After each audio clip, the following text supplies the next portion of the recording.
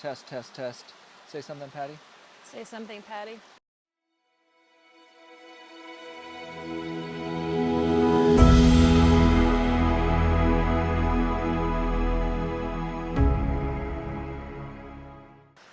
Nice shirt. Thank you. Thanks. You earned that shirt. I did earn this shirt.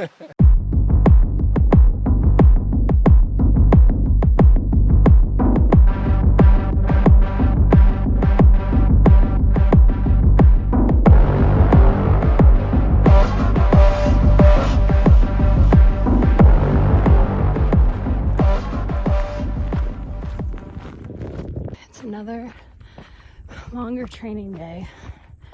I've been out on a loop. I've done 2 loops so far, and they're a little over 5 each. And it's up and down mountains, which is good training. But it's still tough. To recap, let's be very clear that it is still very difficult to do things with controlled EDS.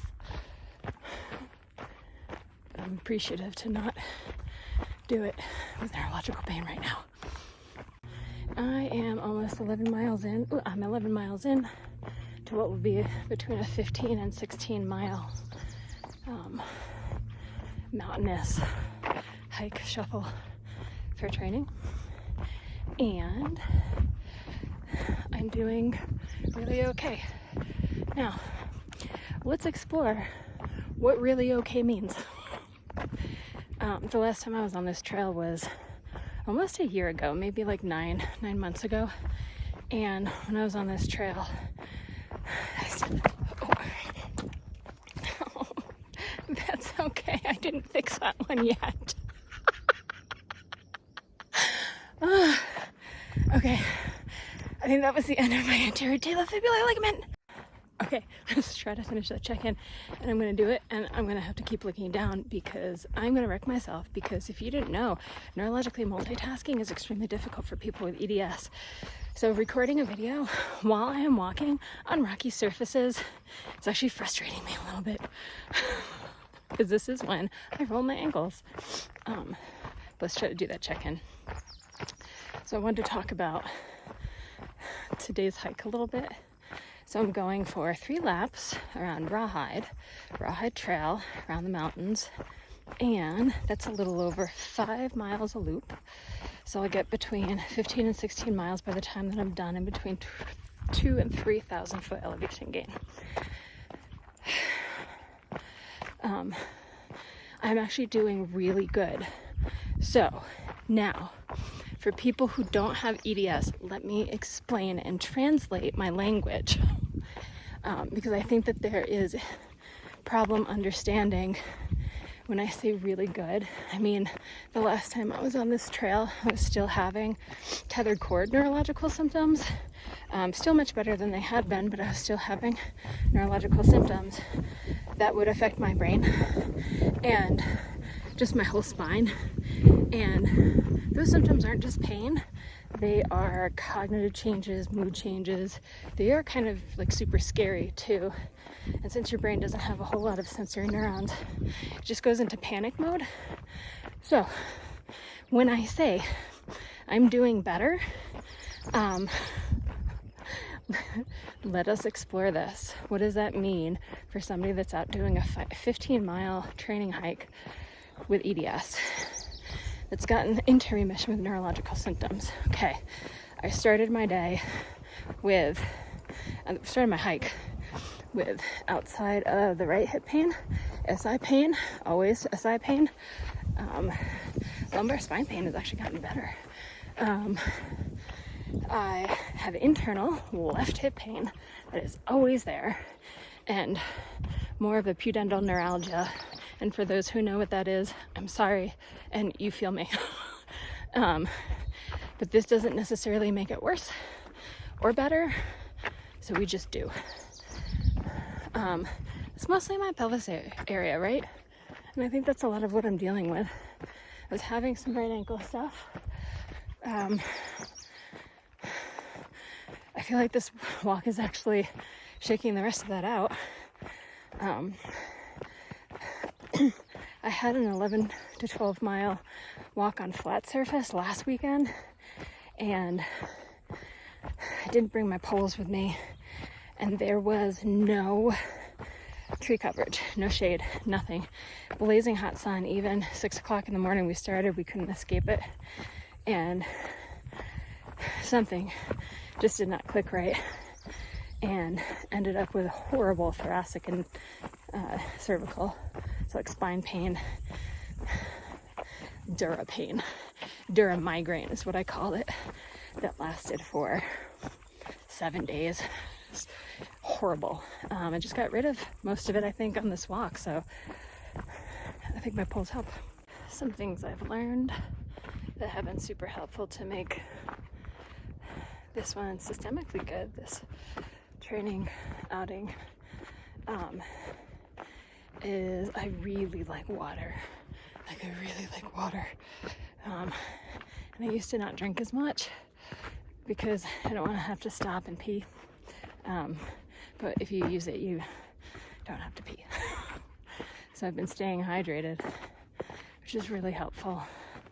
I eat something small that has fat in it every 3 to 4 miles, which helps with, for me anyway, with endurance days where I'm out for hours. And every 10 miles, I lay down for 10 minutes. And that's really helpful because it helps reset everything. So I think that's why I'm also having a good day. A good day where it's really good because I'm going to finish my 15 miles and mentally be able to function for the rest of the day. Orthopedically, I don't know about that. My hips are still sore. My pelvis hurts.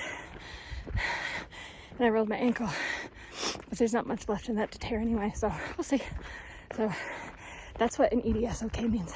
To catch up a little bit, I did do my 20 miler. I had consistent training throughout that point, and it was really good.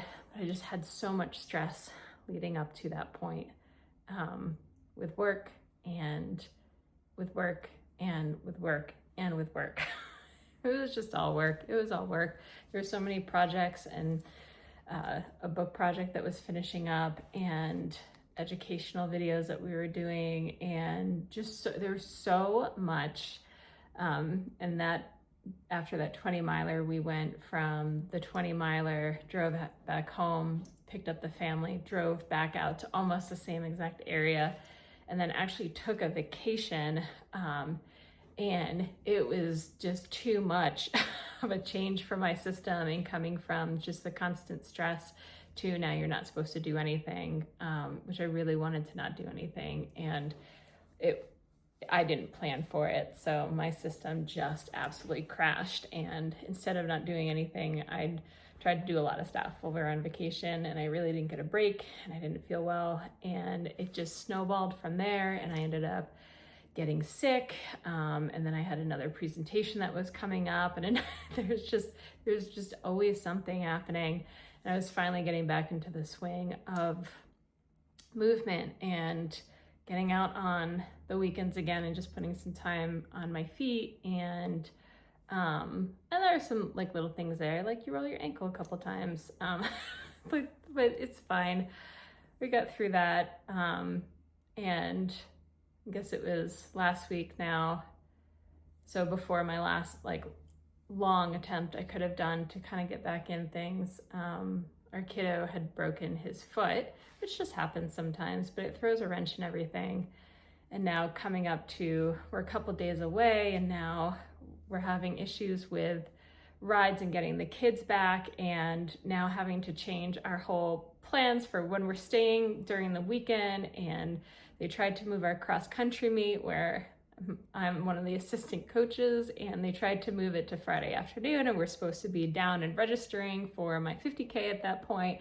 There's just so much that's going on. And I understand that there are people out there that like, they motivate people and say, just make time for yourself and just, you've got to make it.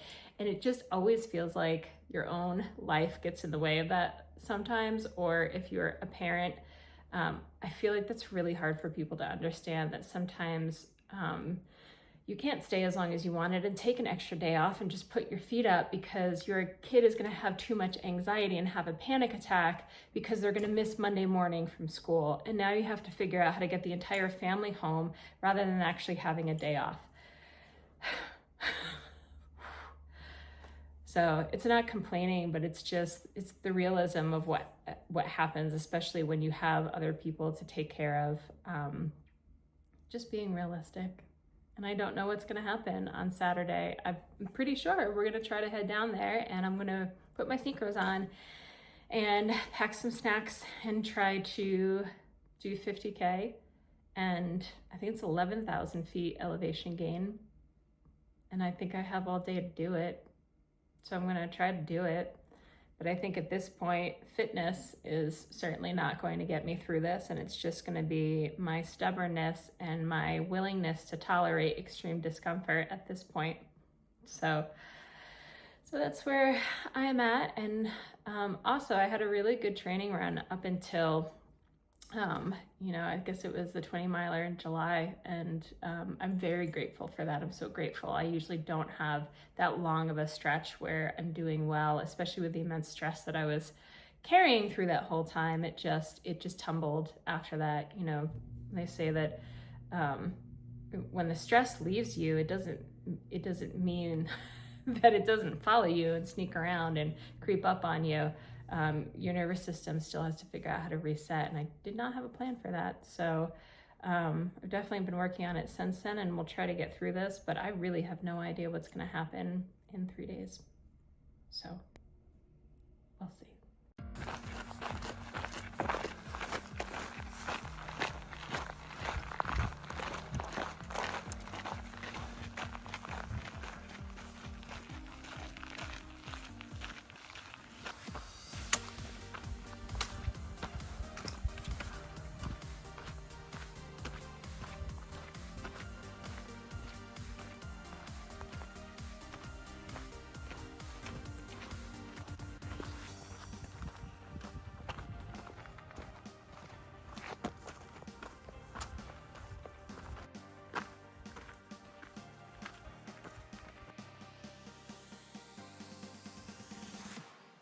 You said something cool on the trail. We were walking next to somebody. She was like, I don't know why we're out here. And you said something to the effect of, you'll figure that out once you cross the finish line. Sure. And that, I know we've talked about that, and John, the race director, has talked about that. It's adversity and, the dissonance faced, but it was just such a cool, it caught me off guard how deep it was. Did you have anything momentous when, or anything insightful when you did cross your finish line? That's a really good question. I think by that point I was just so glad to be done. Yeah.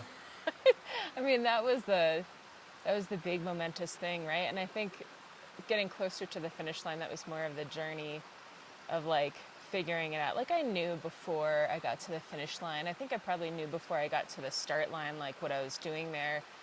And it had a lot to do with me and what I was thinking I was capable of and not, and more so Sure. Actually years ago, and feeling like I couldn't do any of that stuff anymore. I was my own judge of you can't do this, because that was my really symptomatic super flare-up time of feeling miserable and being in that EDS neurovascular phenotype box of everything just hurt, and it hurt different, and it hurt more, and it wasn't just joint stuff, and I didn't know if I was ever going to get out of it.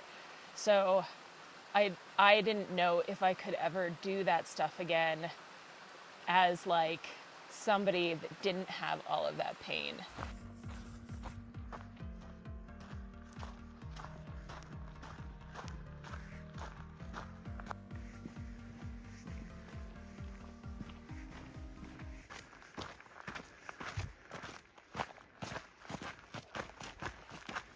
have anything to say to the zebras? Not yet. What are Okay. we? 6 miles in. So 27 to go. That's it. Just the longest I've ever done after this. Yeah. That's it. And I've It's just fine. done that so far. That's fine.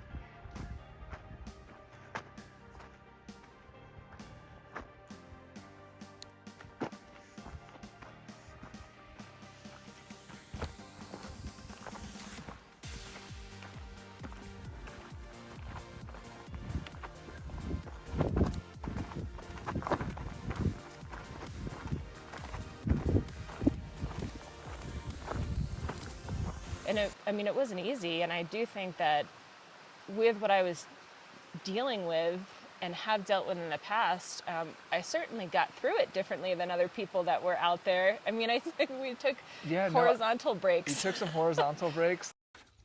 Sammy break. Sammy break.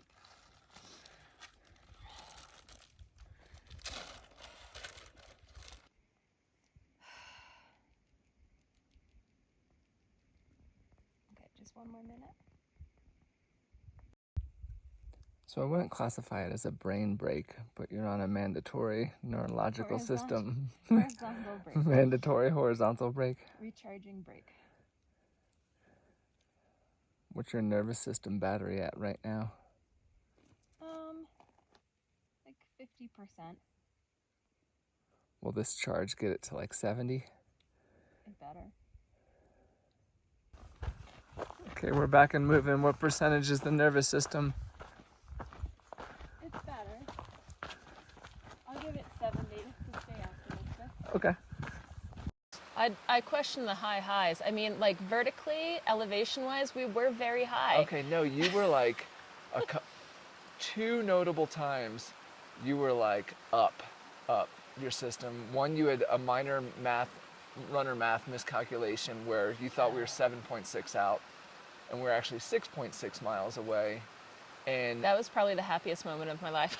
and in your head, because we had gotten down a mile, so you thought we had 6.6 left. I was like, nah, it was 6.6 from there. And now we have 5.6, and you could hear your brain going like, beep, boop, beep, 15.1 minus beep, boop, beep. And you were like, oh my gosh, I messed that up. And you had like pep in your step. And then you can just see the effects of the demand on the body because 10 minutes later, it was like crashing.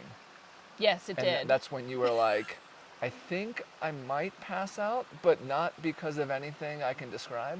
Yeah, no, my body just wanted to shut off. I had POTS episodes while I was out there for sure, but it wasn't anything too severe comparatively to what I've experienced before. And my heart rate I felt like it was actually pretty under control for what we were doing at elevation. And Yeah, heart respiration, I didn't feel looked outwardly like it was an issue. yeah, no, I had a lot of ups and down moments, that's for sure. I certainly did, but I don't know, it wasn't until probably the last 4 miles, and this was almost a 34-mile event, not a 31, not a 50K, we get bonus miles, and it was about that 4 miles away that I just didn't feel well, and my body just wanted to turn off. But in situations like where we were, the only way to get back to the car is by finishing. And Yeah. that's all that I kept thinking over and over, was that the only way out of it is literally to finish at this point. So it's one foot in front of the other. And I did it, sort of.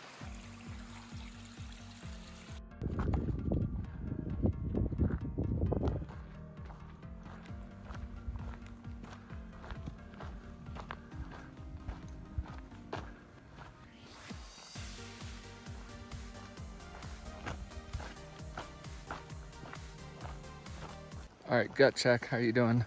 Oh my gut's okay. I had a really good 2 mile win there. Oh, you're recording me. Hi. Yeah. I just crash. I'm in crash mode. What you had planned for and what you planned on going deep for, and now you have to go even deeper. What a metaphor for life. I wasn't gonna bring it up then because I wanted to survive the day. And I was like, this is so crazy that like the hardest physical thing you've ever done, actually you're gonna have to go deeper. Right. Yeah.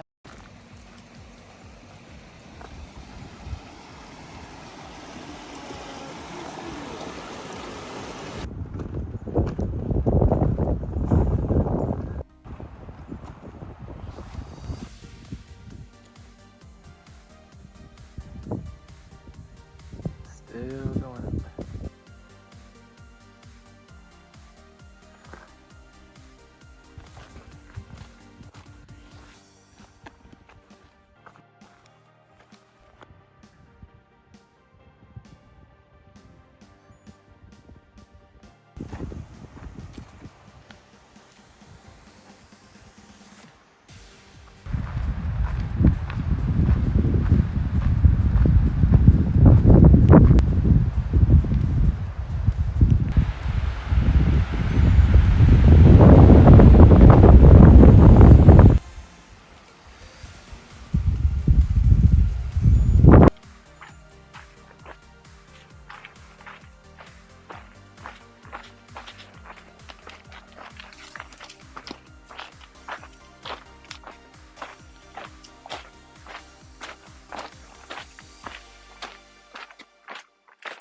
I'm circumducting rocks because I can't can't flex lift my my hip foot. anymore. Yeah. No, it's done. It's over. I can happily report to you that we have 5 miles left.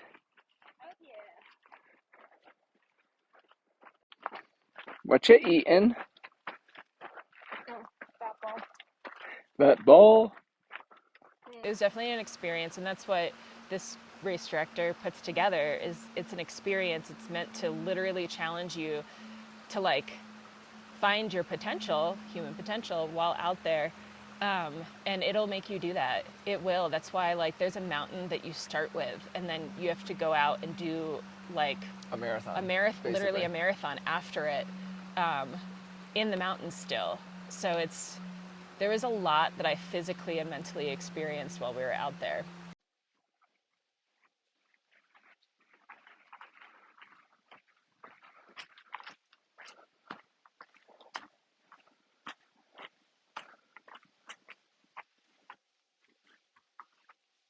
I will tell you that years ago, I was thinking while we were out there 2 years ago, with this little, I look at it now as like a rinky-dink little incline in this park, but it's a huge open space where dogs can hang out.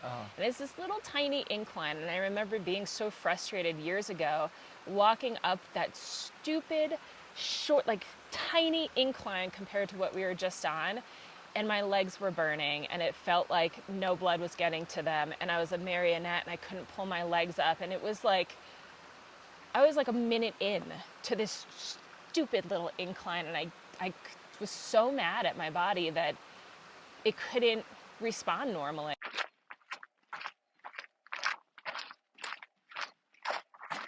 So, I mean, it was really, everything hurt by the end of it, but appropriately, right? We did 34 miles on our feet. And let's be honest, I did train for this, faded towards the end because of health stuff that came up, but I feel like I'm still fresh out of a flare up that was 7 years long. Right. I really feel like I just started to come out of it in the past year. So could I have done this faster and with less pain in a year or two? Probably, but I'm glad it's over, and I have no need to do this again. I really don't. I don't have anything to prove to myself. Super appreciative for the sun changing positions. Yeah. The whole half of the second roof back was under cloud coverage or no sun. I think that's the only reason why I survived coming back. Yeah, that sun kryptonite. Well, I was saying, I think at this point, for the first time today, I can say you're gonna make it. I think I will. I think.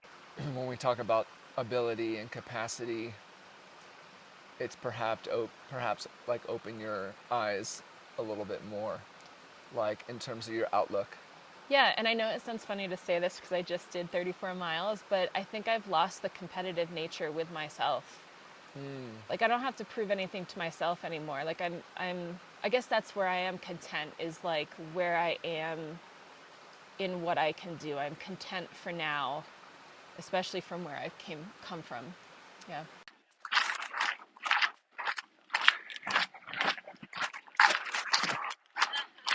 All right, you have one final test to pass the cattle guard. Oh my gosh. This is new, right? Woot frickin' woot.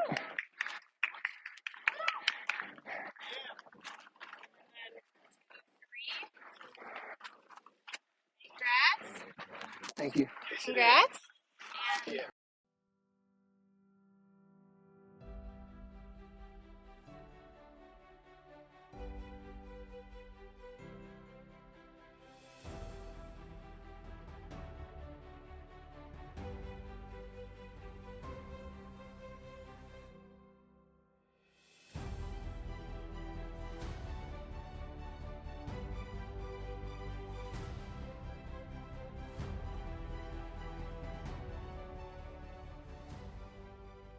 Thank you for being there. Yeah, thanks for rolling. Yeah. Okay, now let's get the kids in the car because I don't think that they're awake yet.